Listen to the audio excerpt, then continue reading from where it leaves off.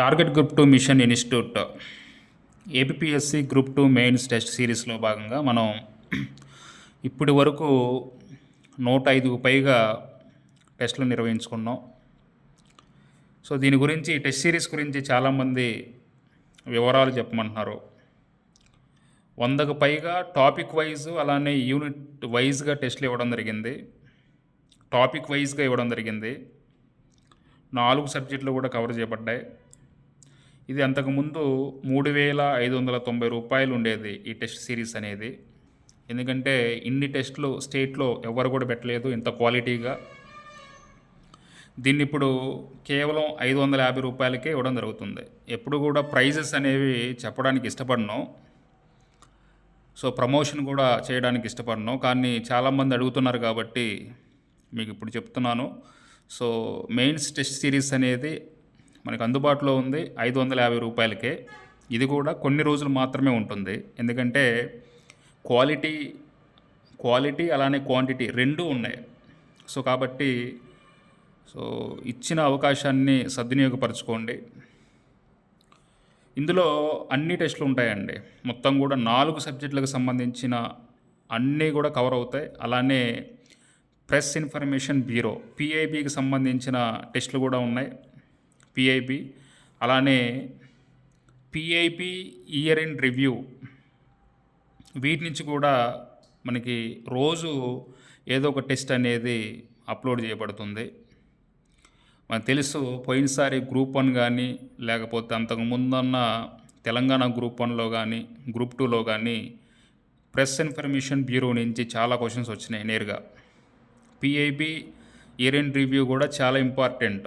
సగానికి పైగా దాని నుంచి వచ్చినాయి అంటే అంత ఇంపార్టెంట్. వాటి నుంచి మనం ప్రశ్నలు తయారు చేసి టెస్టులు పెట్టడం జరుగుతుంది. సో కాబట్టి అన్నీ కూడా అథెంటికేషన్ అండ్ అఫీషియల్ వెబ్సైట్స్ నుంచే ఇవ్వడం జరుగుతుంది. క్వశ్చన్స్ అన్నీ కూడా ఏ ఒక్క పుస్తకం నుంచి కానో లేకపోతే ఏదో ఒక సోర్స్ కానీ ఇది కాదు, అన్నీ కూడా అథెంటికేషన్ వెబ్సైట్స్ అండ్ సోర్సెస్ నుంచే ఇవ్వడం జరుగుతుంది. ఒకసారి పిఐబి ఇయర్ ఎండ్ రివ్యూ 2024 దానిలో భాగంగా మనకి ఎకానమీ నుంచి పరిశ్రమలు అనే దాని నుంచి మనం చూసుకుందాం. ఇండస్ట్రీస్లో పిఐబి ఇయర్ ఎండ్ రివ్యూ చూసుకుందాం ఒకసారి. దాని నుంచి కొన్ని క్వశ్చన్స్ తయారు చేశాను. అలానే ఇది టెస్ట్ కూడా ఒకసారి చూద్దాం. మొదటి ప్రశ్న చూడండి. ఉత్పత్తి అనుసంధాన ప్రోత్సాహకాల పథకం పిఎల్ఐ ఆత్మనిర్భర్ భారత్ యోజన ఉద్యమంలో భాగంగా మేక్ ఇన్ ఇండియా చొరవతో 2020 ఏప్రిల్లో ప్రారంభించబడింది. స్టేట్మెంట్ 1 ఇది. ప్రస్తుతం ఈ పథకం వర్తించే రంగాలు 14 కీలక రంగాలు అంటున్నాడు. సో కాబట్టి ఈ 2 స్టేట్మెంట్లు కూడా సరైన స్టేట్మెంట్లే. మనకి year end review PIB year end రివ్యూలో కనుక చూసుకున్నట్లయితే సేమ్ చూడండి ఒకసారి. ఉత్పత్తి లింక్డ్ ఇనిషియేటివ్ పిఎల్ఐ పథకాలు, ప్రొడక్ట్ లింక్డ్ ఇనిషియేటివ్ అంటారు. అంటే మన భారతదేశంలో మేక్ ఇన్ ఇండియాలో భాగంగా భారతదేశ తయారీ సామర్థ్యం కలిగి ఉంది. అలానే భారతదేశ తయారీ సామర్థ్యాలని అలానే ఎగుమతుల్ని ప్రోత్సహించడానికి మెరుగుపరచడానికి కొన్ని ఇన్సెంటివ్స్ కూడా ఇవ్వాలి. దానిలో భాగంగా పిఎల్ఐ దాన్ని తీసుకొచ్చారు. దీన్ని ఎప్పుడు స్టార్ట్ చేశారు అంటే ఇక్కడ ఇచ్చినట్టుగానే 2020 ఏప్రిల్లో ఈ యొక్క ఇనిషియేటివ్ ప్రారంభించబడింది. అలానే ఇక్కడ చూడండి క్లియర్గా ఆత్మనిర్భర్ భారత్గా మారాలనే లక్ష్యంతో భారతదేశ తయారీ సామర్థ్యాలు మరియు ఎగుమతులను మెరుగుపరచడానికి 14 కీలక రంగాలకి పిఎల్ఐ పథకాలు ప్రకటించబడ్డాయి. 14 సెక్టర్స్. ఇది 2020లో క్యాబినెట్ ఆమోదించిన ఈ పథకం 1.46 లక్షల కోట్ల పెట్టుబడుల్ని అలానే 12.50 లక్షల కోట్ల విలువగల ఉత్పత్తి అమ్మకాలని అలానే 4 లక్షల కోట్ల విలువైన ఎగుమతుల్ని మైలురాయిలను సాధించింది. ఇది మోస్ట్ ఇంపార్టెంట్. ఈ 14 రంగాలలో 1300 తయారీ యూనిట్లు స్థాపించబడ్డాయంట. మొత్తం 14 కీలక రంగాల్లో 1300 తయారీ యూనిట్లు మ్యానుఫ్యాక్చరింగ్ యూనిట్స్ స్థాపించబడ్డాయి. సరే చూద్దాం, దీనికి సంబంధించి చూడండి. మనకి ఆ 14 కీ సెక్టర్స్ అనేవి చాలా ఇంపార్టెంట్. ఆ 14 చూడండి ఒకసారి. 1 large electronics manufacturing. 2 critical key starting material అంటే drug intermediate active pharmaceutical ingredients. 3వది మ్యానుఫ్యాక్చరింగ్ మెడికల్ డివైజెస్, వైద్య సేవ ఉంటుంది కదా, ఆ వైద్య సేవ పరికరాలు. అలానే automobiles, auto components, pharmaceutical drugs ఇవి. అలానే speciality steel, telecom and networking products. 8 IT hardware. 9 the most important white goods. White goods అంటే గుర్తుపెట్టుకోండి, ఏసీలు అలానే ఎల్ఈడీస్ అనమాట, తెలుగులో శ్వేత వస్తువులు అంటారు. అలానే 10వది ఫుడ్ ప్రొడక్ట్స్. 11 టెక్స్టైల్ ప్రొడక్ట్స్ అంటే MMF segment and technical textiles. అలానే high efficiency solar PV modules, ఇది most important. Solar PV modules కూడా తయారు చేయబడడం. అలానే నెక్స్ట్ అడ్వాన్స్డ్ కెమిస్ట్రీ బ్యాటరీస్. అలానే drones and drone components. So ఇవన్నీ కూడా 14 సెక్టర్స్ అనేవి ఇందులో ఉన్నాయన్నమాట. సో కాబట్టి మనకి ఇది కంపల్సరీగా అడుగుతాడు ఎగ్జామ్లో. సో 1 మరియు 2 కూడా సరైనవి. రెండో ప్రశ్న చూడండి. ఉత్పత్తి అనుసంధాన ప్రోత్సాహకాలు అంటే పిఎల్ఐ పథకం ద్వారా 2024 ఆగస్టు నాటికి సాధించినవి ఏవి? What is the achievements of PLI? 12.50 లక్షల కోట్ల ఉత్పత్తి అమ్మకాలు, ఇప్పుడే కదా మనం చెప్పుకుంది. అలానే 9.5 లక్షల ఉద్యోగాలు సృష్టించబడ్డాయి దీని ద్వారా. అలానే 4 లక్షల కోట్ల విలువైన ఎగుమతులు సాధించబడ్డాయి. అలానే 1.46 లక్షల కోట్ల పెట్టుబడులు వచ్చాయి. ఈ 4 కూడా వచ్చాయి కదా, ఈ 4 కూడా వచ్చాయి. కాబట్టి ఈ 4 కూడా కరెక్టే. ఒకసారి చూడండి, మనకి వివరంగా చూద్దాం.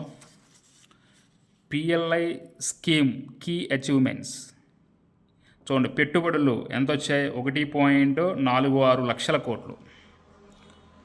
ప్రొడక్షన్ వాల్యూ అంటే ఉత్పత్తి విలువ ఎంత? 12.50 లక్షల కోట్లు.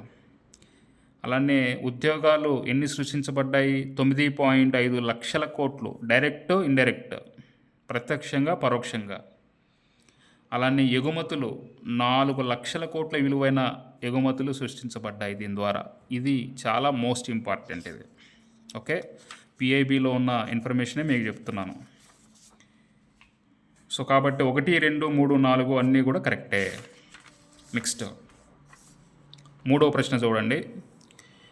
PLI scheme for white goods గురించి క్రింది ఉన్న అంశాలన్నీ పరిశీలించండి. ఇప్పుడు మనం చెప్పుకున్నాం కదా, 14 రంగాలలో PLI scheme for white goods కూడా ఒకటి. 14 రంగాల్లో వైట్ గూడ్స్ అంటే ఏమేమి వస్తాయి మనం చెప్పుకున్నాం. ఏసీలు మరియు ఎల్ఈడి లైట్లు. ఈ విడిభాగాల తయారీని మాత్రమే ప్రోత్సహిస్తుంది. ఇక్కడ మాత్రమే అని చెప్పేసి తప్పని పెట్టుకోబాకండి, ఇది రైటే. సో కాబట్టి స్టేట్మెంట్ 1 కరెక్ట్. ఇది 2021-22 నుంచి 2028-29 వరకు వర్తించేలా 6,238 కోట్ల ఖర్చుకి 2021 ఏప్రిల్ 27న నరేంద్ర మోడీ అధ్యక్షతన జరిగిన కేంద్ర మంత్రివర్గం ఆమోదించింది. ఇది కూడా రైట్ స్టేట్మెంట్. ఇది ఇప్పటి వరకు 4,127 కోట్లతో అంటే పెట్టుబడితో 38 కంపెనీలను ఆకర్షించింది. ఓన్లీ వైట్ గూడ్స్ 38 కంపెనీలను ఆకర్షించింది 4,127 కోట్లతోటి. కాబట్టి 1, 2, 3 అన్నీ కూడా సరైనవే. ఒకసారి దీని గురించి చూడండి. పిఐబి ఇయర్ ఎండ్ రివ్యూలో చాలా నీట్గా ఇక్కడ రాశాడు చూడండి. ఇక్కడ PLI scheme for white goods, ఏసీలు మరియు ఎల్ఈడి లైట్లు స్కీమ్ ఏసీలు మరియు ఎల్ఈడి లైట్ల విభాగాల తయారీని మాత్రమే ప్రోత్సహిస్తుంది. 14 రంగాల్లో ఇదొకటి. ఇప్పుడే మనం చెప్పుకున్నాం కదా, ఫైనాన్స్ ఇయర్ 2021-22 నుంచి 2028-29 వరకు 6,238 కోట్లు ఖర్చుతో ఆమోదించబడింది. అలానే ఇప్పుడు వరకు కూడా 4,120 కోట్ల పెట్టుబడి వచ్చింది. దీనికోసం 38 మంది దరఖాస్తులు ఆకర్షించింది. కాబట్టి ఇవన్నీ కూడా కరెక్టే. 1, 2, 3 కూడా కరెక్టే. నెక్స్ట్ 4 చూడండి. 4 వివిధ ఆర్థిక మండలాలకి economic zones multi modal connectivity మౌలిక సదుపాయాలను అందించడం కోసం పీఎం గతిశక్తి నేషనల్ మాస్టర్ ప్లాన్ 13 అక్టోబర్ 2021 ప్రారంభించబడింది. Right statement. ఈ పథకం ఆర్థిక వ్యవహారాల క్యాబినెట్ కమిటీ CCA 21 అక్టోబర్ 2021 ఆమోదించబడింది. It's a right statement. రెండు కూడా రైట్ స్టేట్మెంట్సే. ఒకసారి మనం దీని గురించి కూడా చూద్దాం. చూడండి, పిఎం గతిశక్తి మాస్టర్ ప్లాన్ ఇక్కడ అఫీషియల్ వెబ్సైట్ నుంచి తీశాను ఇది. వివిధ ఆర్థిక మండలాలకి చూడండి క్లారిటీగా, వివిధ ఆర్థిక మండలాలకి మల్టీ మోడల్ కనెక్టివిటీ మౌలిక సదుపాయాలను అందించడం కోసం పిఎం గతిశక్తి నేషనల్ మాస్టర్ ప్లాన్ 13 అక్టోబర్ 2021 ప్రారంభించబడింది. 13 అక్టోబర్ 2021. అలానే క్యాబినెట్ కమిటీ, ఆర్థిక వ్యవహారాల క్యాబినెట్ కమిటీ తర్వాత 21వ తారీఖున ఆమోదం తెలిపింది. ఇదే ఇక్కడ విచిత్రం. ప్రారంభించబడింది, తర్వాత ఆమోదించబడింది. పిఎం గతిశక్తి అనేది మామూలుగా 7 ఇంజన్ల చేత నడపబడుతుంది అనమాట. గుర్తుపెట్టుకోండి, 7 ఇంజన్స్. ఏంటి ఆ 7 ఇంజన్స్ అంటే ఈ 7 రైల్వేలు, రోడ్లు, ఓడరేవులు, జలమార్గాలు, విమానాశ్రయాలు, అలానే సామూహిక రవాణా, లాజిస్టిక్ ఇన్ఫ్రాస్ట్రక్చర్, ఈ మొత్తం 7 ఇంజన్ల ఆర్థిక వ్యవస్థని ఏకతాటి మీద తీసుకురావడమే పిఎం గతిశక్తి. ఇదే తర్వాత ప్రశ్న అడిగాను మీకు. చూడండి 5వ ప్రశ్న చూడండి, 5th క్వశ్చన్ చూడండి. 5వ ప్రశ్న అదే అడగడం జరిగింది. పిఎం గతిశక్తి అనేది ఆర్థిక వృద్ధి అలానే స్థిరమైన అభివృద్ధికి ఎన్ని రకాల మౌలిక సదుపాయాలు లేదా ఎన్ని ఇంజన్ల చేత నడిపించబడుతుంది? 7. అలానే పిఎం గతిశక్తి కింద పురోగతిలో ఉన్న కేంద్ర మంత్రిత్వ శాఖలు ఎన్ని పనిచేస్తున్నాయని అడిగారు. మనకి ఇక్కడ నేరుగా ఇవ్వడం జరిగింది చూడండి. పిఎం గతిశక్తి కింద పురోగతిలో 44 కేంద్ర మంత్రిత్వ శాఖలు లేదా విభాగాలు పనిచేస్తున్నాయి. ఇది మోస్ట్ ఇంపార్టెంట్. 44 కేంద్ర మంత్రిత్వ శాఖలు, దాదాపుగా అన్ని మంత్రిత్వ శాఖలు పిఎం గతిశక్తి కింద పనిచేస్తూ ఉన్నాయన్నమాట. ఓకే, తర్వాత నెక్స్ట్ ప్రకటన 1. ప్రధానమంత్రి గతిశక్తి నేషనల్ మాస్టర్ ప్లాన్కి అనుబంధంగా national logistic policy NLP 17 September 2024 ప్రధానమంత్రిచే ప్రారంభించబడింది. 2024 కాదు, అదే ఇక్కడ తప్పు అనమాట, స్టేట్మెంట్ తప్పు. మరి ఇప్పుడు చూద్దాం. భారతదేశంలో లాజిస్టిక్స్ ధరని తగ్గించడం మరియు 2030 నాటికి టాప్ 25 దేశాలలో భారత్ ఒకటిగా ఉండాలనేది నేషనల్ లాజిస్టిక్ పాలసీ యొక్క లక్ష్యాలు. కరెక్ట్ స్టేట్మెంట్ ఇది. ఒకసారి దీని గురించి చూద్దాం. చూడండి, ఇక్కడ PIP ఇయర్ ఎండ్ రివ్యూలో నేరుగా ఉంది చూడండి. 17 సెప్టెంబర్ 2022 ప్రారంభించబడింది. ఇక్కడ ఏమన్నాను, ఇక్కడ 2024 అన్నాను. సో కాబట్టి 2022 గుర్తుపెట్టుకోండి. ఆ నేషనల్ పాలసీ 2022. సరే, ఏంటి దీని యొక్క లక్ష్యం ఏంటి? దీని యొక్క లక్ష్యం ఏంటో చూద్దాం. చూడండి, మనకి తయారు చేయడం ఒక ఎత్తు, మరి ఆ తయారు చేసిన ఉత్పత్తుల్ని అంటే లాజిస్టిక్స్ని ఏం చేయాలి? ఎగుమతులు చేయాలి. మరి ఎగుమతులు కావాలంటే మనకి సరైన సదుపాయాలు లేవు. కాబట్టి ఆ సదుపాయాల కోసమే ఈ పాలసీ అనమాట, నేషనల్ లాజిస్టిక్ పాలసీ. అందుకని ఇక్కడ 3 లక్ష్యాలు ఉన్నాయి. NLPకి 3 లక్ష్యాలు ఉన్నాయి. ఏంటి ఆ 3 లక్ష్యాలు ఏంటి అంటే 2030 నాటికి గ్లోబల్ బెంచ్ మార్కుతో పోల్చదగిన విధంగా భారతదేశంలో లాజిస్టిక్ ధరని తగ్గించడం. మనకి సీఎం చంద్రబాబు నాయుడు గారు కూడా ఇదే మాట అన్నారు. చాలా సందర్భాల్లో లాజిస్టిక్స్కి మనం వేరే దేశాల మీద ఆధారపడుతున్నాం, మనకంటూ కూడా ఇంత తీరరేకుండి మనం లాజిస్టిక్స్ ధరని తగ్గించుకోలేకపోతున్నాం అని. అందుకనే ఇది మోస్ట్ ఇంపార్టెంట్, ఇవ్వదగిన ప్రశ్న అనమాట. అలానే లాజిస్టిక్స్ పనితీరు సూచిక ర్యాంకింగ్ని మనం 2030 నాటికి టాప్ 25 దేశాల్లో ఒకటిగా ఉండాలి. అలానే సమర్థవంతమైన లాజిస్టిక్స్ ఎకోసిస్టమ్ అనే దాన్ని రూపొందించుకోవాలి. ఇది దీనికి సంబంధించి. మరి దానికోసం మనం ఏం చేస్తున్నాం అంటే 115 యూనివర్సిటీస్లో లాజిస్టిక్స్ సంబంధిత కోర్సులు ప్రవేశపెట్టబడ్డాయి. ముఖ్యంగా గతిశక్తి విశ్వవిద్యాలయంతో అవగాహన ఒప్పందం కుదుర్చుకుంది భారత ప్రభుత్వం. తెలుసా? దట్ మామూలుగా గతిశక్తి విశ్వవిద్యాలయం ఎక్కడుంది? అదే మనకి తర్వాత ప్రశ్నగా ఇవ్వబడింది. ఫస్ట్ ఇదైతే మనకి 2 మాత్రమే సరైంది కదా. సో కాబట్టి ఆప్షన్ బి. నెక్స్ట్ 8వ ప్రశ్న చూడండి. పిఎం గతిశక్తి నేషనల్ లాజిస్టిక్ పాలసీ ఏదైతే ఉందో దీని గురించి ఈ క్రింది ఉన్న అంశాలను పరిశీలించండి. ఈ పాలసీ సమగ్ర లాజిస్టిక్ యాక్షన్ ప్లాన్ సిఎల్ఏపి ద్వారా అమలు చేయబడుతుంది. కరెక్టే. అలానే లాజిస్టిక్ విభాగంలో వ్యాపారాన్ని క్రమబద్ధీకరించడంలో 37 లాజిస్టిక్ సంబంధిత డిజిటల్ సిస్టంలో పోర్టులు మరియు 10 మంత్రిత్వ శాఖ డిపార్ట్మెంట్లు ఏకీకృతం చేయబడ్డాయి. ఈ 2 కూడా కరెక్టే. 1 మరియు 2 సరైనవే. ఇక్కడ అదే ఇవ్వడం జరిగింది చూడండి. ఇక్కడ ఈ విధానము సమగ్ర లాజిస్టిక్ యాక్షన్ ప్లాన్ సిఎల్ఏపి ద్వారా అమలు చేయబడుతుంది.